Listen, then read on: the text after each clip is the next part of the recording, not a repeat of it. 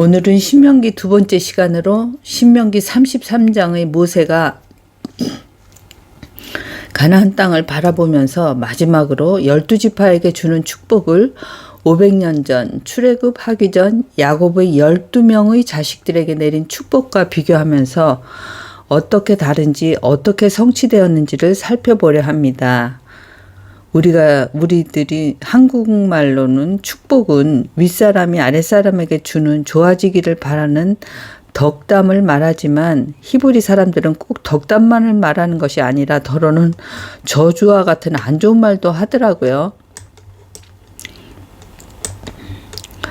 히브리 사람들의 축복은 인간 세상의 덕담을 말해주는 것이 아니라 하나님께서 복을 내려주십사 비는 것으로 누구의 축복은 더 좋고 더 나쁘고가 아니라 각자가 받은 것이 다르기 때문에 받는 축복도 각자 다 다르다는 것입니다. 가나안 땅의 분배는 단순히 야곱의 예언에 따라 땅을 나눈 것이 아니고 제비를 뽑아 나눈 것이었는데 결과적으로는 야곱의 예언대로 각 지파의 땅이 나뉘어져서 야곱의 예언이 성취된 것으로 됩니다. 무려 450여 년 전에 예언된 것이 하나도 빠짐없이 그대로 온전히 성취된 것입니다. 그러면 야곱의 축복은 무엇인가? 야곱의 축복은 개인적인 당부가 아니라 미래의 가나안 정착을 전제로 한 각각의 자식들에게 하나님 앞에서 그것을 어떻게 다듬어 가야 하는지를 축복과 또 저주를 동시에 언급하며 태어난 순서대로 같은 어머니 아들끼리 묶어서 서열을 정해 축복을 합니다. 모세의 축복은 가나안 땅에 들어가면 그들 각자의 땅에 어떤 도전이 있을 것이며 그것을 어떻게 받아들여 성숙하게 해 가야 하는지 12지파에게, 그러니까 이제는 12아들 같은 개개인이 아니라 12단체에게 가나안 입성을 눈앞에 두고 있는 이스라엘에게 용기를 주려고 철저히 좋은 말만 해줍니다. 축복만을 하고 있습니다. 그러면 각 지파별로 한번 말씀을 나눠봅니다. 첫째, 루벤. 루벤은 야곱의 장자입니다. 그런데 야곱은 루벤이 장자권을 박탈하였고 예언이라고 축복이라고 해주는 것을 탁월하지 못하다. 이렇게 예언을 해주었습니다. 모세 또한 축복이라고 보기에는 좀 미흡한 생명의 유지와 지파 보존의 축복을 해주었습니다. 루벤은 출생을 보면은 루벤의 아버지 야곱은 결혼 상대로 원하지 않던 레아에게서 낳은 첫 아들 루벤을 사랑하지도 않았고 인정도 안 했습니다. 한 예로 든다면 아들들이 요셉을 구덩이에 빠뜨려서 죽이려고 구덩이에 빠뜨렸습니다. 근데 루벤이 살리려 하였지만 동생들이 말을 듣지 않았었습니다. 그리고 요셉의 엄마 야곱이 너무너무 사랑하는 라헬이 죽자 단과 납달리의 어머니인 아버지 야곱의 세 번째 부인 빌하와 동침을 하여서 더욱이 아버지 눈밖에 납니다. 아버지 셋째 부인과 동침을 했으니 아버지 눈밖에 날 수밖에 없겠죠. 근데 이는 미움받는 자기 어머니의 서열을 지켜주기 위한 복합적 이유이지 단순히 육종적 감정으로만 저지른 일은 아니었습니다. 라헬이 동생이고 레아가 언니인데 야곱은 오로지 라헬만 사랑을 하고 라헬이 죽자 라헬의 여종이었던 빌하를 또 사랑하게 되니까 빌하를 갖다가 루벤이 없앤 거죠. 그러면 야곱이 첫째 부인이 자기 엄마가 되는 거죠. 레아. 그런 복잡한 이유로 그런 일을 저질렀는데 그 일로 인해서 루벤은 장자권을 완전히 상실하게 됩니다. 그러나 늘 기회만 오면 장자권을 찾으려는 르우벤 지파는 광야 생활 40년의 고라 일당들의 반역에 참여는 했지만 12지파 가나안 땅 배분의 동쪽 모압과 가장 맞닿은 땅, 목축을 하기에는 적당하지만 가장 위험하고 모압과 맞붙은 지역을 스스로 머물기를 자청하여서 남쪽에서 올라오는 적군들을 막아주는 가나안 정복에 가장 많은 수문공을 세우고 결국에는 12지파 중 가장 먼저 모압에 멸망당하게 됩니다. 그런데 마지막 모세의 축복에서는 이름의 순서가 기여도를 나타내는 것처럼 고대 습관에서는 하여튼 그런 습관으로 본다면 유다보다도 가장 위서열 1순위로 르우벤이 축복을 받게 됩니다.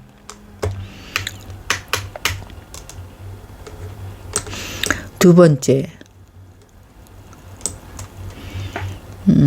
유다. 유다는 처음부터 유다가 훌륭한 것은 아니었습니다. 넷째 아들이고 기회주의자였습니다. 창세기 38장에 보면 자기 가족을 떠나서 영적인 방황을 하고 있게 되는데 하나님께서는 집요하게 잡으셔서 두 아들 엘과 오난이 죽고 며느리 다말이 가게의 족보를 잇기 위한 노력으로 그의 인생이 하나님 앞에 죄가 다 쏟아놓고 회개하는 일이 벌어지게 됩니다. 그리고 가족으로 돌아와 가족을 위해 헌신하기 시작합니다. 유다 지파는 늘 앞장을 섰습니다. 광야에서 행군할 때도 제일 앞에 섰고 가나안 정복 전쟁에서도 제일 선봉에 서서 가장 험난한 헤브론 지역을 맡아 전쟁을 치루었습니다. 그 다음에 세 번째 시므온.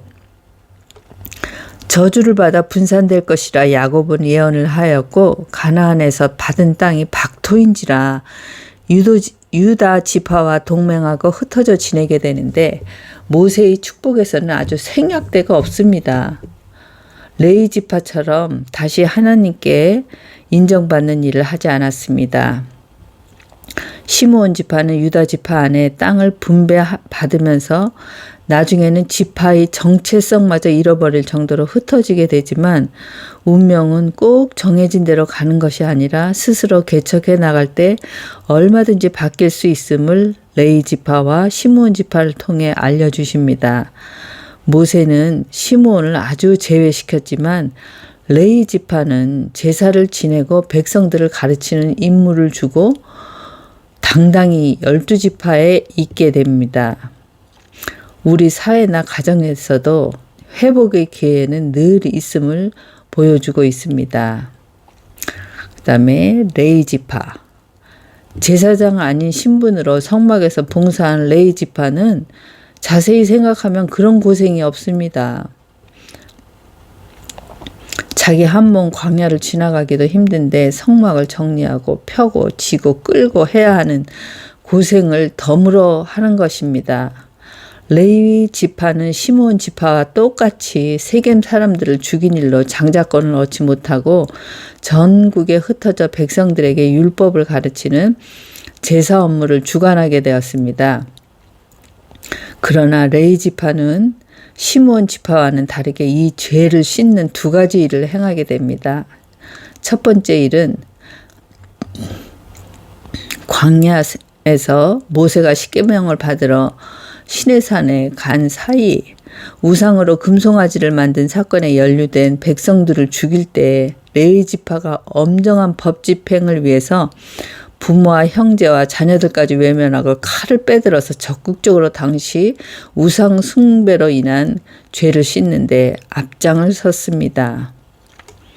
두 번째 일은 모압 땅에서 발람의 계략으로 모압의 우상을 섬겨서 하나님의 진노를 일으켜 모두가 무섭고 슬픔에 있는데 시므온 지파의 수장과 모압 여자가 같이 장막에 들어가는 것을 보고 레위 지파의 비누하스가 장막으로 쫓아들어가 두 사람을 한 창으로 찔러 죽여 문란한 모압의 우상이 이스라엘에 들어오는 것을 막아내게 되어 이 두 가지 일로 인해서 세겜에서의 죄를 씻고 하나님께 다시 인정을 받게 됩니다.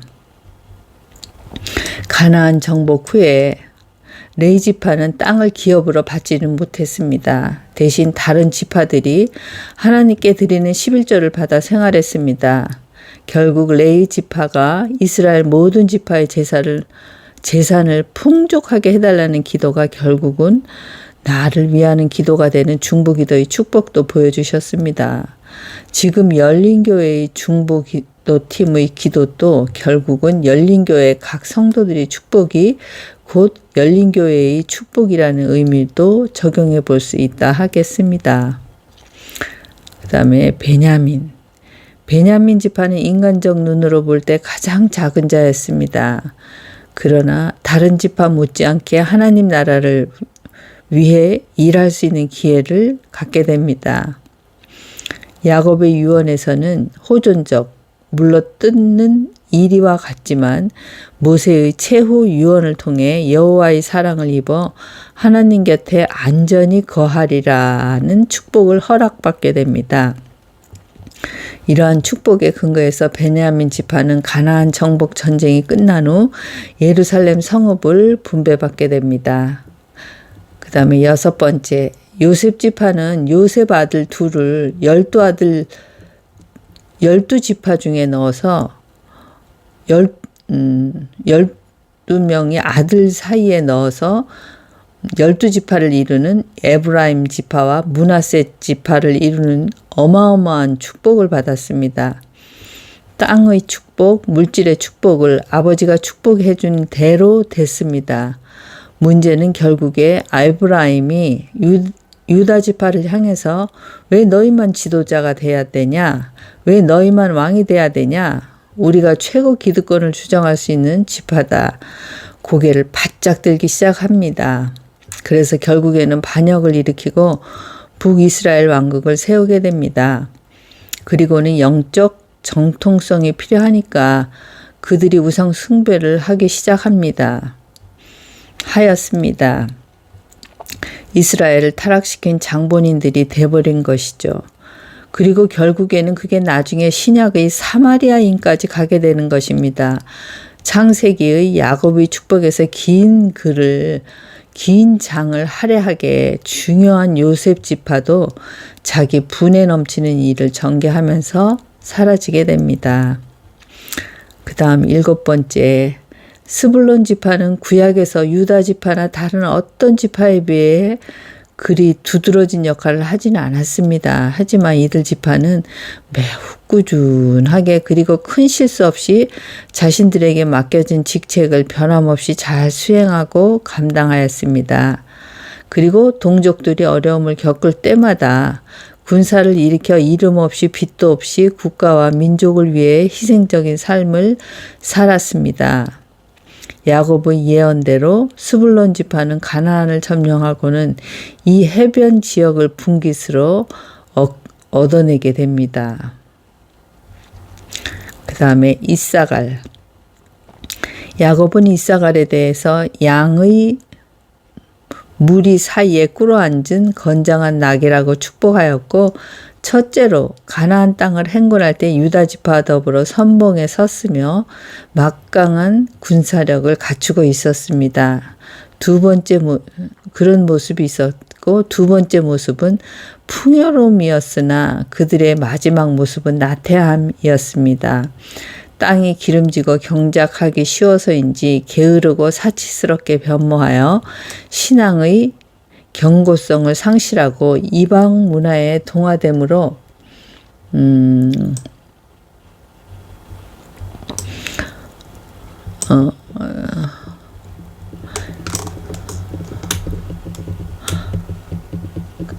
이방 문화에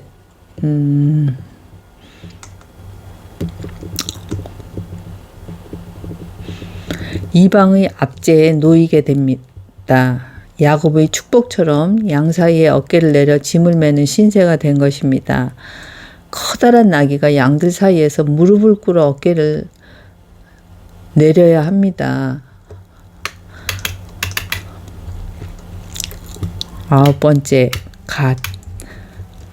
갓은 활과 검의 전술에 뛰어난 솜씨를 지닌 지파로 이방인과의 접촉이 빈번했기 때문에 많은 전쟁을 치렀고 그 전투를 통해서 언제나 승리자로 등장할 만큼 전쟁을 잘하는 용사들이 많이 보유하고 있는 것을 보게 됩니다. 갓 지파는 요단 동편에서 이미 기업을 얻었으나 모세와의 약속대로 이스라엘이 가나안 정복 전쟁에서 선두에 서서 용맹스럽게 전투를 하고 전쟁이 끝나고야 지파로 돌아왔습니다. 갓 지파가 언약을 지켜서 가나안 모든 전쟁을 마쳤을 때 여호수아는 그들의 언약을 신실히 지켰음을 치하하면서 요단 동편 기업으로 돌아가기를 허락하였습니다. 10번째, 단 지파. 백성을 심판할 것이고 뱀처럼 싸움을 잘할 것이라는 야곱의 축복을 받았고 바산에서 뛰쳐나온 사자 새끼라는 모세의 축복도 받았지만 단 지파는 요셉 지파들이나 유다 지파처럼 하나님을 신뢰하지 못하고 분배받은 땅을 정복하지 못했습니다. 아모리 족속에게 쫓기고 블레셋 족속에게 압제를 받으며 한 곳에 정착하지 못하고 방랑했습니다. 또한 단지파는 여호수아 때 분배해준 남쪽 땅은 아모리 족속을 두려워하여 정복하지 못하고 손쉬운 분배받지 않은 성읍을 정복하고 평안히 살고 있던 북쪽 끝 라이스 사람들을 잔인하게 죽이고 성읍을 불사르는 행동으로 라이스를 차지하게 되어 모세의 축복까지는 있었지만 요한계시록의 12지파에서는 빠지게 됩니다. 하나님이 내게 명하신 그 자리에 있어야 한다는 것을 말씀해 주십니다. 하나님이 불러주신 그 자리를 지키는 것이 복인 줄 압니다. 그 다음에 납달리 11번째, 팔레스타인 지역 중에서 가장 아름다운 곳, 따뜻하고 결실이 많은 지역입니다. 납달리 지파는 이와 같은 축복의 땅을 하나님으로부터 기업으로 받았고 하나님의 은혜와 사랑을 가득 받은 지파였습니다. 그러나 안타깝게도 축복의 땅에 죄악이 점차적으로 스며들어 오염되기 시작하였습니다. 납달리 지파는 하나님의 은혜로 약속의 땅인 가나안의 갈릴리 지역에 거하게 되었으나 그곳 거민을 쫓아내고 그들의 우상을 파괴하라는 하나님 명령을 거역하고 가나안 거민들과 함께 생활하면서 그들의 죄악된 삶에 오염되어서 바알 등의 우상을 숭배하고 추악한 음행을 저지르는 등의 불순종과 악행동을 범하게 되었습니다. 결국 축복의 땅에는 하나님이 거하실 수 없게 되는 점차적으로 죄악의 땅으로 변해가게 되었습니다. 오직 각자 소견에 옳은 대로 행동하고 죄를 범할 뿐이었습니다. 그 다음에 12번째 아셀.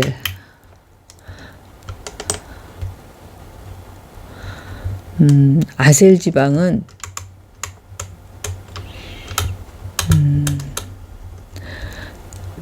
아셀 지파가 차지한 땅은 12지파 중에서 가장 축복을 누리며 풍요로움을 대표하는 그런 지파입니다. 성경을 읽는 이들의 영혼은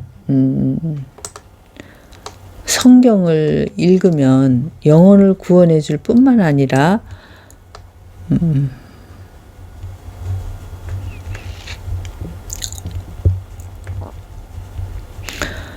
동시에 삶의 지혜를 일러주는 책이기도 합니다. 성경은. 이스라엘이라는 나라는 산유국에 둘러싸여 있으면서도 석유가 한 방울도 나지 않았습니다. 이스라엘을 미워하는 주변의 아랍 산유국들이 이스라엘에게 석유 공급을 절대로 금하는 탓에 이스라엘은 필수적인 가스와 석유가 없어서 다른 나라를 통해 공급받기 위해서 그 고통은 이루 말할 수가 없었습니다. 그런데 지금은 오히려 가스와 석유를 수출하는 기적의 나라로 바뀌었습니다.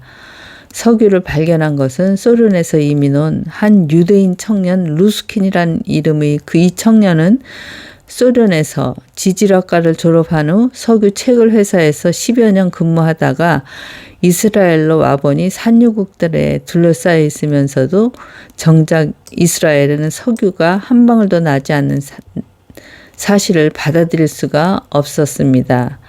이스라엘 땅은 하나님이 젖과 꿀이 흐르는 땅이라고 축복한 약속의 땅입니다. 젖과 꿀이 흐르는 기적의 땅이라고 했는데 그렇다면 이스라엘 땅에도 어딘가에 석유가 묻혀 있을 것이다라는 확신이 들게 되었습니다. 이 청년이. 그래서 구약 성경을 읽기 시작하였습니다. 기름이 나온다는 말을 찾기 시작한 것이죠. 성경을 연구한다는 것이 이런 것이 아닌가 그런 생각이 듭니다. 너무도 실질적이고 현실적인 그런 성경 연구를 한 것 같아요. 아셀에 대하여 일렀을 때 아셀은 아들들 중에 더 복을 받으며 그의 형제들에게 기쁨이 되며 그의 발이 기름에 잠기리로다. 신명기 33장 24절 말씀. 그렇다 여기구나. 이 말씀을 읽자 그는 무릎을 쳤습니다. 아셀 지파가 물려받은 지역에 석유가 있을 것이라는 확신이 들었습니다. 그때부터 무려 18년간이나 아셀 지파의 땅을 시추하였습니다. 그러다가 18년 만에 석유를 찾게 되고 이스라엘이 100년간 사용할 수 있는 양의 유전을 찾게 된 것입니다. 아셀 지파 지역이었던 이스라엘의 지중해 연안 도시인 하이파와 텔아비브 앞바다에서 대규모의 천연가스와 석유 유전이 발견되었습니다. 말씀 맺겠습니다. 신명기.